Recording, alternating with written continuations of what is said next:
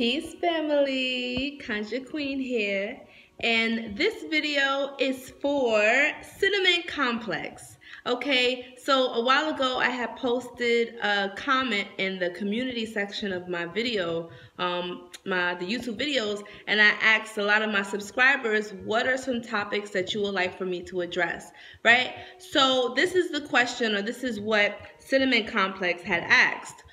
This is what she wanted to know about, and she had got the most likes and feedback in the whole thread. So I see that this is a common question that a lot of people have. So I'm going to read it to you. So Cinnamon Complex says she wants to know more about hexes, generational curses, and how to undo them when you know who put it on you and when you don't know who put it on you. So basically the question is about generational curses, hexes, and how to handle the situation, right? So I'm going to address that. Now, boom. First, I want to just dispel the whole myth about generational curses.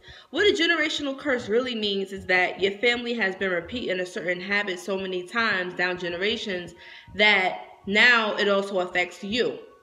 Being a light bearer, empath, a healer, you come to break the generational curse, meaning like you are the cure, you are the solution to break these bad habits that our family members have been repeating for generations to come. You understand? Whether it's following a false religion, whether it's eating unhealthy foods that cause a lot of sickness in the family, whether it's bad habits that keeps the family in poverty or having bad luck in life, you come here to be the different one. This is why the black sheep of the family is always, pushed to the side. But there is light in the black sheep. And I recently made a post that said the black sheep in the family always shines the brightest in the end. Mark my words. Your family members are going to be coming to you and looking up to you for enlightenment. Coming to you asking, hey, what advice do you have for me? How do I get myself out of the situation? Do you know any herbs for me to take? Because my medication is making me sick. Watch, heed my words. They're going to come to you. So how to break generational curses? Well, it starts with you. You have to break the generational curse. You have to be the one that changes what your family's been doing. Maybe everybody in your family eats really poorly. Maybe you have to be the one to start them off with eating right. And a lot of people do things that they do is because they don't know any better. Maybe they don't know about healthy options and healthier foods. So it's your responsibility to enlighten them about it. It's not your responsibility to change them, but you can at least provide the information. You could bring a human to knowledge, but you can't make it think. You feel me? So that's one thing to dispel generational curses. As far as like witchcraft, somebody putting a hex on a family member and cursing their whole entire line. Yes, there are certain hexes that do that. I believe it's Psalm 37, I believe. If you want to hex an entire generation and cut off their lineage, you say a certain psalm and it's supposed to curse somebody in a generation. But this is how I feel about that. It's easy to take generational curses off because all the curse really is somebody else's ill intention superseding your own will. When it comes to magic wars and witch wars, all it really is about who has the strongest willpower. Who is more conquerors or who is more triumphant when it comes to will. You understand? Who wants to win? Just like in a physical fight. The person who wins the fight is the person who really wants to win. The person who doesn't want to die is the person who survives in a fight. The person who stands up tall as the winner in any fight. You understand? Same thing with a spiritual warfare. It's all about willpower. Your will to succeed and thrive has to be more powerful than their will to destroy you. Okay, so one thing, like I said, these new children, these new beings that are coming into consciousness now, they are so different is that they are the remedy to the sickness that's been going on for so many generations. We are the cure. We have to break these bad habits. We have to enlighten the ignorant ones. We have to be the one to live by example. We have to heal ourselves in order to heal our nation, to heal our family. It starts with us. It starts with self. So that is how we break generational curses, by living in our truth, walking in our light, and allowing the divine being, the divine spirit, the creator, to use us as a vessel to perform the holy work. That's what we're here for. We're here to enlighten, to heal, and to help. You understand? To help lead a lot of people out of ignorance, out of the darkness. The dark ages are here now. We are bringing in the enlightenment. We are the remedy. Okay? The earth is sick. We are the cure. So we have to cure and we have to break these generational curses. Okay, so the other question was, how do you undo them? Okay, I just said it. It has a lot to do with behavioral patterns. If it's a generational curse regarding like behavioral patterns, then pretty much what I just said, you have to break it by either enlightening yourself first, studying the material yourself, and then passing it on to them. Okay, and don't feel responsible if they don't want to change, because a lot of people, if they've been living a certain way for X amount of years, that's what they stick with. People stick with what they know. Humans are creatures of habit, right? So you have to stick with what you know, and you have to do, some people don't break bad habits, you understand? So taking a chance and being a black sheep and doing something different from everybody else, it takes a lot of courage.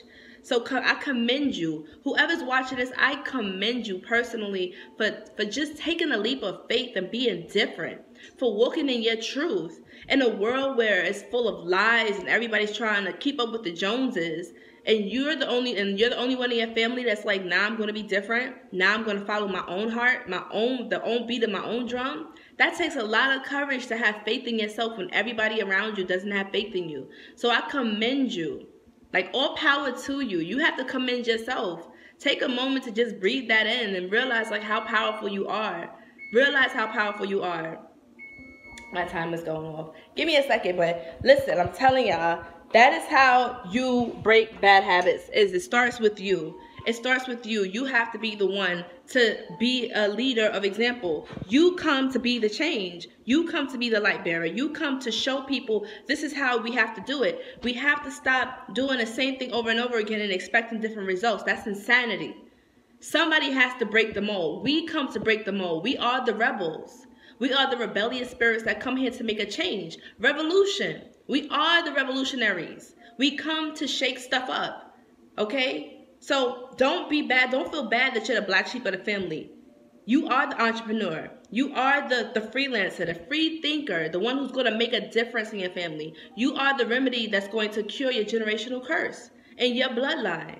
Everything starts with you, because you're going to have children. You're going to teach children, and you're going to be the one that's going to enlighten. And maybe it's not even your own children that come from you, but it's children that's depending on you to help them and guide them. You're going to be an elder one day. You're going to be an ancestor one day. They're going to venerate you and ask you for guidance and call you an ascended master. So now you're in your training phase where you're training to become the greatest version of yourself. A lot of people are looking up to you, whether you know it or not. You're born to be a leader. And this is just like your training. That's all it is. Okay? Everything that you went through is training you.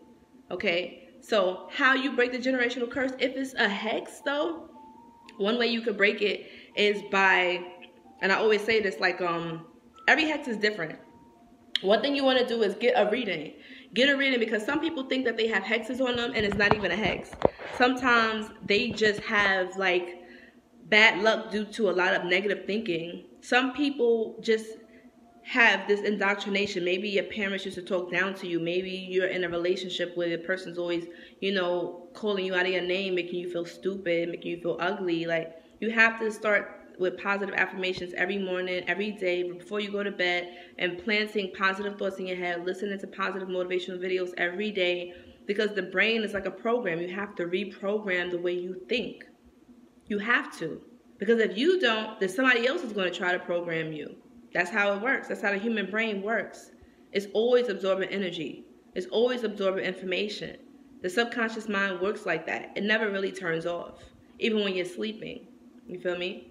So, with that being said, if it's like a hex or something like that, I would definitely say get a spiritual consultation. I do readings for clients. You can come to me. You can get a spiritual consultation on my website at divinemagic22.com. I'll also include the link in the description, and it's magic spelled M-A-G-I-C-K. Okay, the number's 22. divinemagic22.com. And you go and you book a spiritual consultation with me. Alrighty, and then from there we'll go into it and we'll see what's going on. Why do you have all these blocks in your life? What is really preventing you from having success? If it's you, if it's somebody against you, okay, did somebody put something over you as far as like a hex or witchcraft? We get into all of that because spirit will come through and let us know what's really going on. What's the root of the situation? What's the cause of it all? Okay, because we don't want to just talk about the symptoms. We want to get to the root of the problem. If you want to really solve an issue, you have to get to the root, the cause of everything. All right? So we live in a society where people just want to put a Band-Aid over an open wound, and it doesn't heal, but it just covers it up temporarily.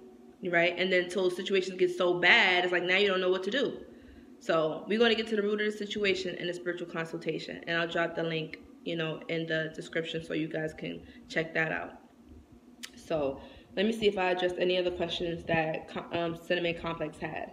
Oh, and how do you know who did it? In the reading, it tells you who put the hex on you, why they put the hex on you, whatever happened. All of that comes up in the reading. And, a lot of the times, it's not that hard to take a hex off. It takes time. It takes a purification process, meaning like, perfect example, everybody's different because every hex is different.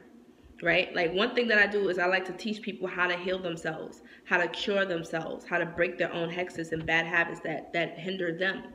Right? Because that's how you help people, is you teach them so that way they can teach their children and their children's children. Right? Don't hoard information. But anyway, one example that you could break a hex, let's say for instance, you feel like something's over you. Right? And I have a previous video talking about this. You can get some rue, like the dry rue herb, bathe in that, okay? Put a little salt, probably like a clove of garlic in there. Put a little Florida water for smell and bathe in that for like 3 days, okay? And that's gonna help to remove the negative energy, right? And you can use some of that mixture and spray the corners of your house, like the corners, mop your floors out and stuff like that, all right? Because sometimes it's something that's in our spiritual body. It's something that's blocking our chakras. And what the spiritual bath does is it realigns your chakras and it gives you a fresh start. So during this purification process, when you're doing these baths, you don't want to smoke, you don't want to drink, you don't want to have sex. You want to wear light colors and you want to try to stay away from negative arguments and negative people. Because remember, you're in a process of purification. You're in a process of raising your vibration. You want to stay away from negative energy because that's what you're removing out of your life. And shortly after the ritual is done, you want to do a sweet bath, right? Because remember, you're pushing everything out, good and bad. You're starting off with a clean slate when you do a spiritual cleansing. That's why I always say you don't have to do so many spiritual cleansings, just more so work on your protection. When you work on your protection, you don't have to worry so much about the cleansing. So you cleanse, you do a sweetening bath, and you protect. So you keep the money, you keep love, you keep goodness in your life. And you won't have to do so many cleansings after that. Just keep your protection up and you'll be good. Okay? And another thing you can do is light in a reversible candle every now and then. The little reversible candles that's like red and green, is red and black in a spiritual store. You can get this from a Botanica. Any of those little spiritual shops, the 7-day glass candle. Usually it's black on top, red at the bottom. That's the one I like to get. And you rub the candle all over your body. You ask God to remove, may the candle absorb whatever negative energy that is.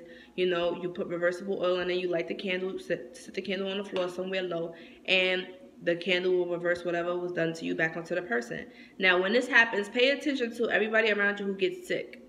Because you may hear something like, oh, the girl at your job, something happened when she got evicted, or she got demoted, or like she's really sick, her mother or somebody's dying in the family. Pay attention to things like that, because now it's telling you whoever was hexing you or cursing you or sending you bad juju, that energy is going back to them amplified by 3. Okay? So you want to definitely pay attention to when you do that reversible, what's going on around you. And I always tell people that that's how you're going to find out who's been hexing you, who's been secretly envious and jealous of you, because jealousy can also be a hex. Somebody could be so jealous of you that they can literally block your success, block money, block love. All of that. Like I know I have a client who wasn't able to have babies for like years. She kept having miscarriages because her sister was so envious of her. Every time she got pregnant, her sister was mad because the sister was older. The sister couldn't have babies or whatever. So the sister was so jealous that she kept blocking her little sister from conceiving a child. And it wasn't until I told the client how to remove it and how to do certain rituals so she can have a baby when she was able to have her son. You feel me? So y'all gotta be really wary of who y'all bragging to, telling your business to. Not everybody's happy for you. Yeah, they may be smiling in your face, but it's not real. It's a front. Pay attention to who's really happy for you and who's not. Listen to your intuition. Pay attention to, like, you know, how they act around you. If they distance themselves around you. If you tell them some good luck, like you got a raise or a promotion or you got the job, and they're not really happy for you, they always got something negative to say. Those are jealous friends, fake friends. Stay away from them. Keep them out of your circle, out of your life. It's not going to benefit you at all. Okay? So, I hope I was able to answer the questions. I wanted to try to make this video as short as possible. It's about 15 minutes now. So yeah, so we addressed the hexes, generational curses, how to undo them, and how you know who put them on you, okay? So there's other rituals and stuff that I have, you know. I have several videos talking about this. I have a video called 10 Signs of Spiritual Attack. You want to check that out in the archives in my YouTube channel. And just check out the channels check out the videos that I do have out. I talk a lot about spiritual protections, methods of cleansings and things like that to not only protect you, but to protect your family. So when you are doing spiritual work, you always want to protect yourself, you and your family, not just yourself, because your family, if they can get to you, they're going to try to get to the closest person to you. All right. So yes, guys. So everybody think that this spiritual thing is love and light, but there's a dark side to it too. And I'm just letting y'all know. People figure it out the hard way. But anyway, I'm about to go. I hope I addressed your question, Cinnamon Complex.